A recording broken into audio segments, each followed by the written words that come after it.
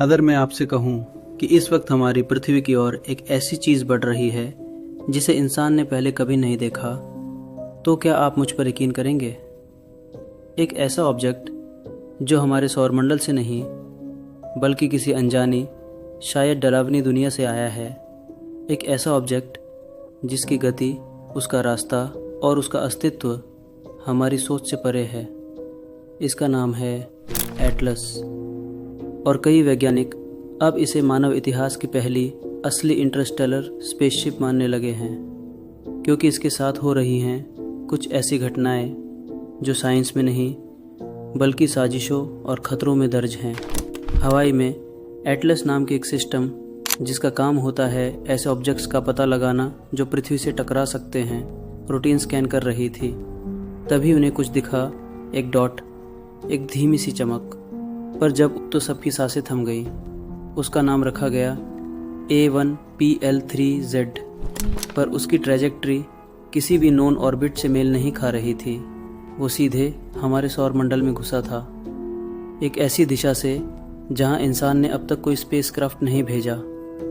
इसकी एक्सेंट्रिसिटी थी 6 से ज़्यादा, और एक्सेंट्रिसिटी 6 का मतलब होता है ये चीज़ सूरज के गुरुत्वाकर्षण से भी आज़ाद है, यानी ये हमारी दुनिया की नहीं है। अब तक हमारे पास सिर्फ 2 इंटरस्टेलर विजिटर्स थे, और दोनों के साथ ऐसे रहस्य जुड़े हुए हैं जिन्हें आज तक कोई सुलझा नहीं पाया। 2017 में ओमुआमुआ नाम का एक ऑब्जेक्ट आया, शेप सिगार जैसा, कोई गैस नहीं, कोई टेल नहीं, और सबसे खतरनाक बात, यह ऑब्जेक्ट खुद एक्सेलरेट कर रहा था। हार्वर्ड के प्रोफेसर आवी लोब ने कहा, हम एलियन टेक्नोलॉजी को इग्नोर कर रहे हैं। क्या ओमुआमुआ एक था? क्या वो हमें ऑब्जर्व कर रहा था या वार्निंग दे रहा था? 2019 में मिला 2I बोरिसोव, एक नॉर्मल कॉमेट जैसा दिखने वाला इंटरस्टेलर ऑब्जेक्ट। पर क्या ये डिस्ट्रैक्शन था? क्या हमें नॉर्मल दिखा के कुछ छिपाया जा रहा था? और अब तीसरा आ चुका है, 3I एटलस। पर इस बार साइज़ बड़ा है, डेटा ज़्यादा है, और डर कहीं गहरा है। अब ज़रा गौर कीजिए, कई इंडिपेंडेंट रिसर्चर्स का दावा है कि नासा और कुछ गवर्नमेंट एजेंसीज इस ऑब्जेक्ट से जुड़ी पूरी जानकारी पब्लिक से छुपा रही हैं। इस ऑब्जेक्ट के पास से गुजरते हुए कुछ सैटेलाइट्स ने ब्रीफ सिग्नल इंटरफेरेंस रिपोर्ट किया, पर इन्हें टेक्निकल ग्लिच कहकर डिसमिस कर दिया गया। क्या ये सिर्फ कोइंसिडेंस है या कुछ बड़ा आ रहा है? अगर ये ऑब्जेक्ट अपने प्रेडिक्टेड पाथ से सिर्फ 0.1% डिविएट करता है, तो ये सीधा अर्थ से टकरा सकता है। चलिए सोचते हैं, क्या होगा अगर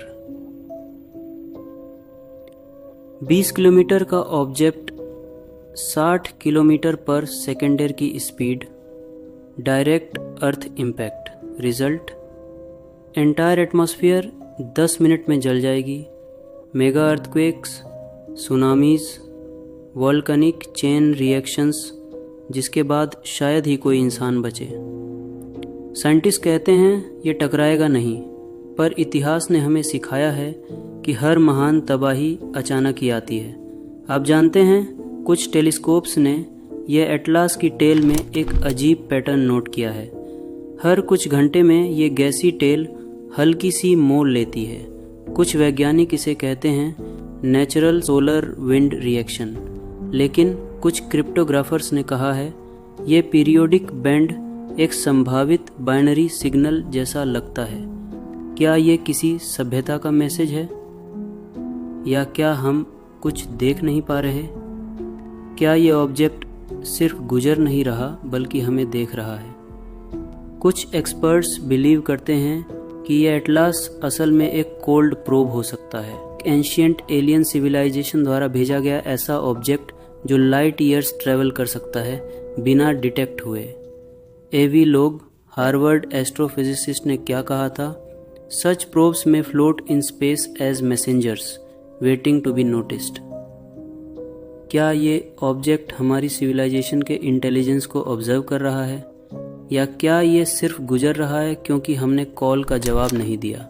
नासा, ईएसए और चाइनीज टियानवेन ऑर्बिटर्स इस मौके को गोल्ड अपॉर्चुनिटी मान रहे हैं।